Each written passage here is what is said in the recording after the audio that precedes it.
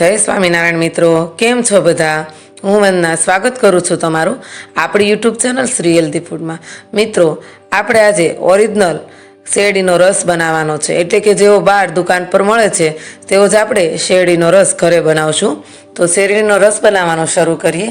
એ પહેલાં જો તમે હજી સુધી આ ચેનલ ઉપર નવા છો અને તમને મારી દરેક રેસીપી અને વિડીયો ગમે છે તો આપણી યુટ્યુબ ચેનલ શ્રી હેલ્ધી ફૂડને જલ્દી લાઇક, શેર અને સબસ્ક્રાઈબ કરી દેજો. અને સાથે સાથે સાઈડ ઉપર આવેલા બેલ આઇકન પણ ક્લિક કરી દેજો, જેથી તમને મારા આવનારા દરેક વિડીયોની નોટિફિકેશન સૌથી પહેલાં મળે. તો ચાલો મિત્રો, ફટાફટ આ ઉનાળાની કાળઝાળ ગરમીમાં શરીરને ઠંડક આપે તેવો શેરડીનો રસ બનાવવાનું શરૂ કરીએ. તો મિત્રો, તમે જોઈ શકો છો શેરડીનો રસ બનાવવા માટે અત્યારે આપણે એક શેરડીનો રાડો લઈ લીધો છે. અહીંયા તમે જોઈ શકો છો મિત્રો, આવી રીતે ચપ્પાની મદદથી આપણે તેને કટ કરી લઈશું. મિત્રો, આ શેરડી છે ને તે સુગરની છે, એટલે આનો રસ સ્વાદમાં ખૂબ જ મીઠો લાગે છે. એટલે અહીંયા આપણે શેરડી સુગરની લીધી છે. અને મિત્રો, આ સુગરની શેરડી છે ને તે થોડી કડક હોય છે, એટલે તેની છાલ ઉતારવામાં થોડી વાર લાગે છે. તો તમે જોઈ શકો છો મિત્રો, આવી રીતે ચપ્પાની મદદથી આપણે શેરડીની છાલ ઉતારી લેવાની છે. હવે અહીંયા આપણે શેરડીની છાલ ઉતારી લીધી છે, તમે જોઈ શકો છો. હવે આ 3 ચપ્પાની મદદથી ધીમે ધીમે કરી આપણે છાલ તો ઉતારી લીધી. ચાલો ફટાફટ તેનું કટિંગ કરી લઈએ. સાવ નાના બટકા કરવાના છે આપણે શેરડીના, જેથી કરીને આપણે તેને મિક્સરમાં પીસીએ ને તો તે સરસ એવું પીસાઈ જાય.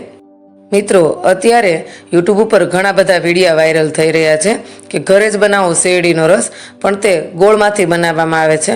તે રસ પણ આપણે ઘરે બનાવવાની ટ્રાય કરી જોઈ હતી, પણ આ રસમાં અને તે ગોળના જ્યુસમાં ઘણો ફેર પડે છે. એટલે જો નેચરલ એકદમ ઓરિજિનલ શેરડીનો રસ પીવો હોય ને તો તેની સાચી રીત આ જ છે કે તેને શેરડીમાંથી બનાવવામાં આવે. તો અહીંયા તમે જોઈ શકો છો મિત્રો, સરસ એવા નાના આપણે પીસીસ કરી લીધા છે શેરડીના. થોડી વાર લાગે છે મિત્રો, થોડી માથાકૂટ થાય, પણ સેમ તમને બહાર જેવો જ શેરડીનો રસ ઘરે પીવા મળે છે. હવે અહીંયા બધા જે આપણે નાના પીસીસ કર્યા છે તેને આપણે મિક્સર જારની અંદર ભરી લઈશું.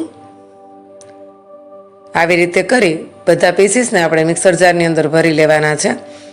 મિત્રો, આ શેરડીનો રાડો છે ને તે માત્ર 10 રૂપિયાનો જ છે. તમે જોઈ શકો છો, આવા નાના મેં 2 શેરડીના રાડા લીધા હતા. આ રાડા હું શેરડીના રસવાળા પાસેથી જ લઈ આવી છું, જેથી કરી આપણો રસ જેવો બહાર મળે છે ને તેવો જ એકદમ સરસ એવો મીઠો થાય. તે લોકો પણ વધારે પડતો આ સુગરની શેરડીનો જ ઉપયોગ કરે છે, જેથી કરીને રસમાં મીઠાશ વધુ આવે. હવે અહીંયા તમે જોઈ શકો છો મિત્રો, આપણે સરસ એવા નાના પીસીસ કરી લીધા છે બધી શેરડીના. પણ મિત્રો, બધી શેરડીના પીસીસને એકસાથે નથી પીસવાના, અડધા ભાગમાં વેચી દેવાના છે અને પછી આપણે આવી રીતે રસ કાઢશું તેનો. હવે અહીંયા નાનો અમથો ટુકડો આપણે આદુનો એડ કરશું, થોડો ફુદીનો એડ કરશું, ત્યાર પછી 1 લીંબુનો રસ એડ કરવાનો છે. મિત્રો, બહાર જે તમે શેરડીનો રસ પીવા જાઓ છો ને તેમાં પણ તે લોકો આ બધી વસ્તુ એડ કરે છે, જેથી કરીને શેરડીનો સ્વાદ 4 ગણો વધી જાય છે અને આપણો રસ સરસ એવો બનીને તૈયાર થાય છે. હવે ફટાફટ મિક્સર જારને બંધ કરી દઈએ અને ચાલો ફટાફટ ઠંડો આપણો શેરડીનો રસ બનાવી લઈએ. મિત્રો, આવી રીતે શેરડીનો રસ બનાવવાની ફરમાઈશ મારા દીકરાની હતી. તે પોતે જ જઈને મને આ શેરડી લઈ આવી દીધી અને ઘરે આવીને કહે કે મમ્મી, મારે આજે ઓરિજિનલ શેરડીનો રસ પીવો છે. તો તેની માટે થઈ આપણે અત્યારે શેરડીનો રસ બનાવી રહ્યા છીએ. હવે તમે જોઈ શકો છો મિત્રો, થોડીવાર મિક્સરને ચલાવ્યા પછી આપણે તેની અંદર બરફના ટુકડા એડ કર્યા છે, એટલે કે મિક્સર જારની અંદર બરફના ટુકડા એડ કર્યા છે. હવે મિત્રો, મિક્સરને ચાલુ બંધ કરી આપણે શેરડીના ટુકડાને પીસવાના છે, જેથી કરીને ટુકડા સરસ એવા પીસાઈ પણ જાય અને મિક્સર પણ ખરાબ ન થાય. તમે જોઈ શકો છો મિત્રો, આપણે અહીંયા જે શેરડીના ટુકડા હતા તે સરસ એવા પીસાઈ ગયા છે. હવે એક રૂમાલ લેવાનો છે, તેને થોડો એવો ભીનો કરી દઈશું આપણે, તમે જોઈ શકો છો. અને તેનાથી જ આપણે આ રસ ગાળવાનો છે.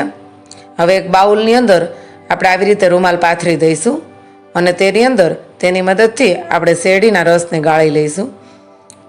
અત્યારે તમને આ બધો કૂચા જેવું લાગશે, પણ ચિંતા ના કરતા, સરસ એવો રસ છે ને તે આપણો ગળાઈ જશે. મિત્રો, ઘણા લોકોને એમ થતું હશે કે આવી મહેનત કરવા કરતાં તો શેરડીના જે રસ મળે છે ત્યાં જઈને પી આવો સારો.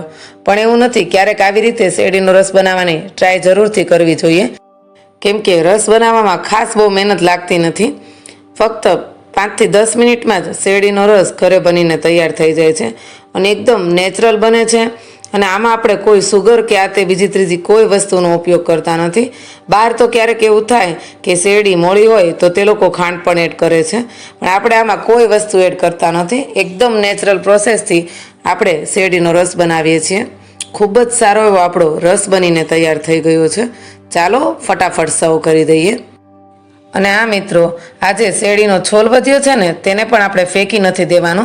તેનું ખાતર ખૂબ જ સારું એવું થાય છે, તો તે પણ આપણે સાઈડમાં રાખી દઈશું. હવે અહીંયા તમે મિત્રો જોઈ શકો છો, આપણે ગ્લાસની અંદર કાલા નમક એટલે કે સંચળ પાવડર એડ કરવાનો છે. થોડા બરફના ટુકડા એડ કરશું અને ત્યાર પછી જે રસ આપણે તૈયાર કર્યો છે તેને એડ કરવાનો છે. તો તૈયાર છે એકદમ નેચરલ, હેલ્ધી અને ઇઝીલી બની જાય તેવો શેરડીનો રસ. મિત્રો, જો તમને આ વિડીયો ગમ્યો હોય તો આપણી યુટ્યુબ ચેનલ શ્રી હેલ્ધી ફૂડને લાઇક, શેર અને સબસ્ક્રાઈબ કરજો અને કોમેન્ટ જરૂરથી મોકલજો કે તમને મારી આ શેરડીના રસની રેસીપી કેવી લાગે. તો ચાલો ફરી મળીએ આવા ને આવા નવા વિડીયો અને રેસીપી સાથે. ત્યાં સુધી જય સ્વામિનારાયણ. અને વિડીયો પૂરો જોયો તે માટે તમને બધાને ધન્યવાદ.